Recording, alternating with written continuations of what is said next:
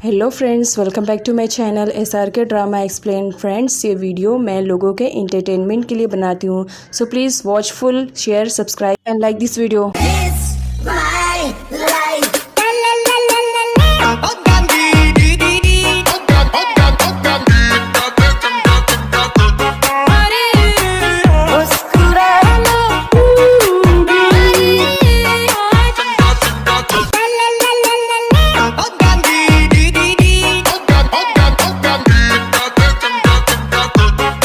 ये ड्रामे की एक्सप्लेनेशन का सेकेंड पार्ट है। शाह ने कोवांग और पोल को एक साथ देख लिया था, तो इस वजह से वो उन लोग की चुगली करने के लिए उसके फादर के पास आई हुई रहती है। फादर शाह का मुंह बंद करने के लिए उसे गोल्ड की चैन दे देते हैं, क्योंकि वो नहीं चाहते थे कि शाह उनकी बेटियों के बारे में कुछ भी ऐसा वैसा कहे। साथ ही वो शाह को वार्न भी करते हैं कि नेक्स्ट टाइम वो उनकी बेटियों के रिलेटेड ऐसी कोई भी बात न कहे जिसकी वजह से वो हर्ट हो। नेक्स्ट सीन में कोवांग को दिखाया जाता है जो पोल के घर पर गई हुई रहती है, क्योंकि पोर को लेकर के वो बहुत ज़्यादा परेशान थी। बेवजह का पोर को उसने हिट कर दिया था, इस वजह से वो चाहती थी कि हम दोनों को मिल करके जा करके पोर को सॉरी बोलना चाहिए, क्योंकि इसमें पोर की गलती नहीं थी, मिस्टेक तो हमने की ना, तो इस वजह से सॉरी भी हमें बोलना चाहिए। नेक्स्ट सीन में किंग को दिखाया जाता है जो पोर के कहने पर आर्ट गैलरी के ओनर के घर पर जाकर उसे धमकी दे रहा होता है कि किसी भी तरह आर्ट गैलरी को दोबारा सीज करने की हिम्मत मत करना। साथ ही उसे बहुत ज़्यादा डराता धमकाता भी है और मारता भी है, जिसकी वजह से आर्ट गैलरी के ओनर की कंडीशन खराब हो जाती है। बहुत ज़्यादा मार खाने की वजह से उसे चक्कर आने लगता है और वो ऊपर से नीचे गिर जाता है, जिसकी वजह से ऑन द स्पॉट उसकी डेथ हो जाती है।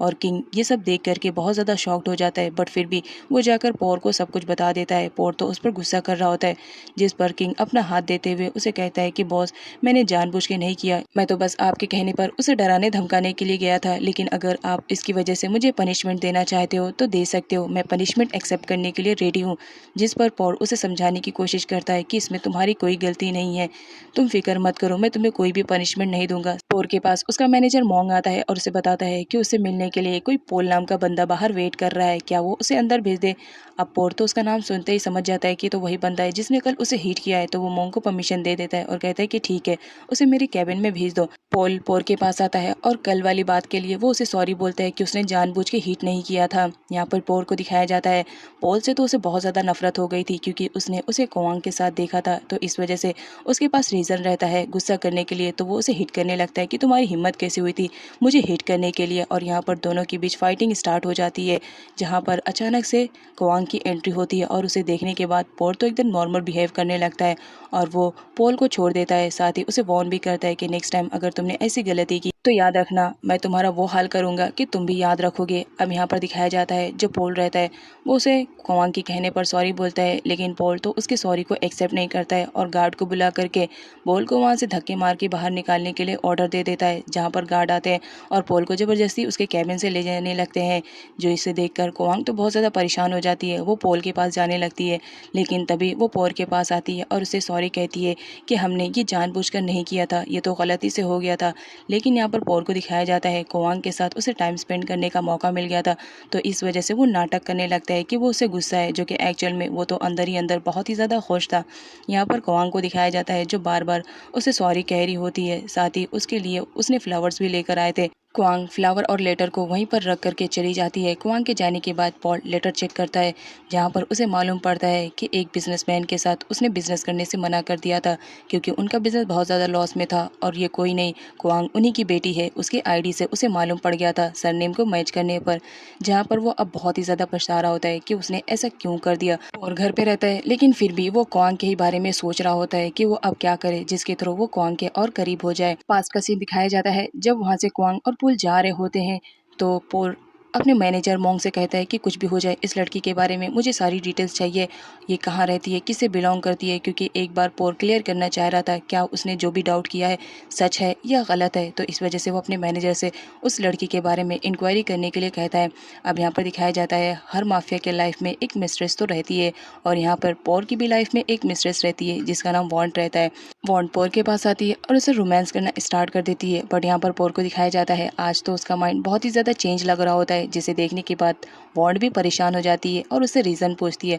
बट पोर तो उसे कुछ भी रीज़न नहीं बताता है, क्योंकि उसका दिलो दिमाग तो कुआंग की तरफ लगा हुआ रहता है। इस वजह से वो आज वॉन्ड को भी भाव नहीं दे रहा होता है। तभी उसे किसी का कॉल आ जाता है, जहाँ पर वो बात करके बहुत ज़्यादा खुश हो जाता है, क्योंकि मैनेजर मोंग ने सब कुछ पता लगा लिया था कुआंग के रिलेटेड। इंग अपने डैड के पास आती है और उन्हें बताती है कि बाहर फाइट हो रही है, जल्दी चलो। अब यहाँ पर सा को दिखाया जाता है, वो नौकरों के साथ फाइट कर रही होती है, साथ ही उनके पास हथियार भी रहते हैं और यहाँ पर उनकी फाइट कंटिन्यू रहती है। लेकिन जब वहाँ पर कुआंग के डैड आते हैं तो वो लोग शांत हो जाते हैं। अब यहाँ पर कुआंग के डैड पूछने लगते हैं कि किस बात पर फाइट हो रही है। मैट का कहना रहता है कि सा ने उनकी सैलरी को पेड नहीं किया है, इस वजह से वो फाइट कर रहे हैं, जबकि सा के पास बहुत सारा पैसा है। जिस पर सा बताती है कि वो पैसे मेरे हैं, तुमने जो मुझे गोल्ड की चेन दी थी उसे मैंने सेल कर दिया है और उससे मिलने वाले पैसों को मैंने संभाल के रखा है और मैं किसी भी कंडीशन में अपने अमाउंट को इन मैट को नहीं देना चाहती हूँ। जिस पर कुआंग के डैड का कहना रहता है कि तुम्हें फिक्र करने की ज़रूरत नहीं है, मैं मेट को पैसे दे दूंगा। और साथ ही मैट से कहते हैं कि नेक्स्ट टाइम तुम सा को परेशान नहीं करोगे सैलरी के लिए, जो भी रहेगा मैं तुम्हारा क्लियर कर दूंगा। अब यहाँ पर उन सभी के बीच फाइट रुक जाती है, क्योंकि मेट को भी अब अपने पैसे मिलने वाले रहते हैं। नेक्स्ट सीन में पोर को दिखाया जाता है, जिसके दिल में लड्डू फूट रहे थे, क्योंकि वो बहुत जल्द कुआंग के घर पे पहुंचने वाला था। कुआंग के घर पे पहुंचने के बाद वो मैट से बोलता है कि मुझे कुआंग के डैड से मिलना है, जहाँ पर मैट उसके डैड को बुलाने के लिए जाती है। बट उससे पहले वहाँ पर कुआंग आ जाती है और वो पोर को वहाँ देखकर शॉक्ड हो जाती है। अब यहाँ पर पोर को दिखाया जाता है, वो जब देखता है कि कुआंग उसे देखकर बहुत ही ज़्यादा डर रही है, तो उसे डराने में कोई कसर नहीं छोड़ता है और बताता है कि मैं यहाँ पर तुम्हारी कंप्लेंट करने के लिए आया हूँ, क्योंकि पेरेंट्स को भी तो मालूम रहना चाहिए कि उनके बच्चे बाहर क्या कर रहे हैं। तो मैं तुम्हारे डैड को तुम्हारी कंप्लेंट करना चाह रहा हूँ, इसी वजह से तो पर्सनली तुम्हारे डैड से मिलने के लिए आया हूँ। अब यहाँ पर कुआंग के डैड भी आ जाते हैं, जहाँ पर पोर उनसे बात करने के लिए जाता है, लेकिन जाने से पहले वो एक खतरनाक सा इशारा करके जाता है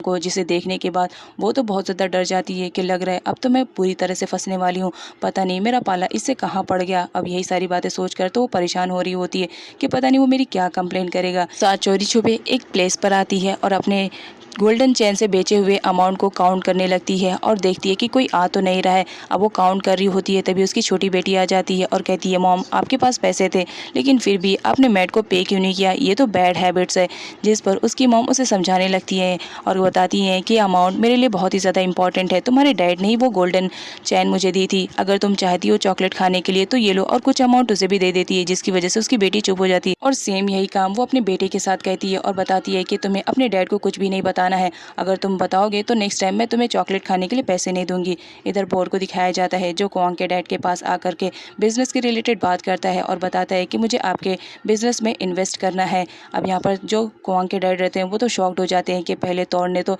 उनके इस बिजनेस में इन्वेस्ट करने से मना कर दिया था और अचानक से ऐसा क्या हो गया कि वो इन्वेस्ट करने के लिए रेडी हो गया है। बट पोर की बातें सुनने के बाद उन्हें रियलाइज़ हो जाता है कि सच में पोर उनकी कंपनी में इन्वेस्ट करना चाह रहा है। यहाँ पर पोर को दिखाया जाता है, वो तो कैश अमाउंट भी लेकर आया हुआ रहता है और बताता है कि मैं आपकी कंपनी में जल्द से जल्द इन्वेस्ट करना चाहता हूँ, इस वजह से मैं बिल्कुल भी टाइम वेस्ट नहीं करना चाहता हूँ और ये अमाउंट भी आपके लिए लेकर आया हूँ। जहाँ पर कुआंग के डैड तो शॉक रहते हैं। पोर डील फाइनल करके जब वहाँ से जा रहा होता है तो मोंग उससे बोलता है कि तुमने ऐसे बिजनेस में इतना ज़्यादा अमाउंट क्यों इन्वेस्ट किया, जबकि तुम जान रहे हो कि इनका बिजनेस बहुत ही ज़्यादा लॉस में चल रहा है। जिस पर पोर का कहना रहता है, मुझे अच्छी तरह से मालूम है कि मैं क्या कर रहा हूँ और मैं कभी भी घाटे का सौदा नहीं करता हूँ, इसमें ज़रूर मेरा कुछ ना कुछ प्रॉफिट है, इस वजह से मैं ये कर रहा हूँ। तभी उसकी नज़र कुआंग पे पड़ जाती है, जो कि पास में ही एक रैबिट के साथ खेल रही होती है और उससे बातें कर रही होती है कि पता नहीं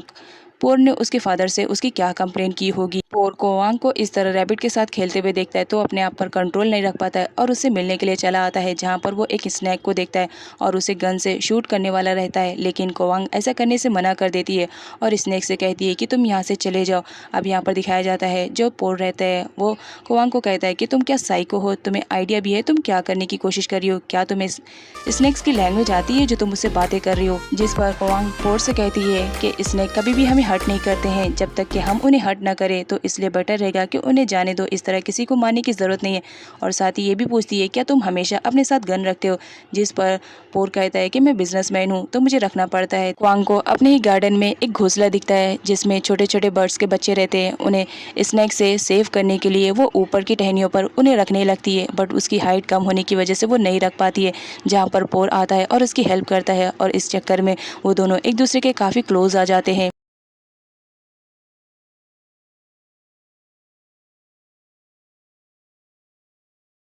कुआंग पोर को अपने इतने ज़्यादा करीब में देख कर के शॉक्ड हो जाती है, जिस पर पोर कहता है कि तुम्हारी हाइट छोटी थी ना, तुम इस घोंसले को सही से नहीं रख पा रही थी ना, तो इस वजह से मैंने सोचा कि मैं रख दूं। अब यहाँ पर कुआंग को दिखाया जाता है, वो पीछे हटती है और फिसल जाती है, लेकिन पोर उसे संभाल लेता है। अनफॉर्चुनेटली उसी वक्त वहाँ पर पोल की भी एंट्री हो जाती है और वो इन दोनों को इतने ज़्यादा क्लोज देख करके तो शॉक्ड में रहता है।